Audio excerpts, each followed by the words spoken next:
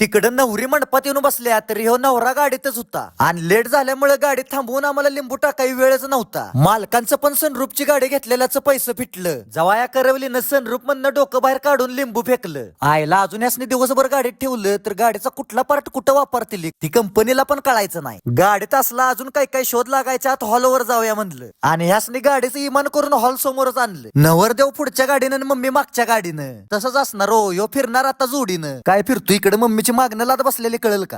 यायलाच लागतं.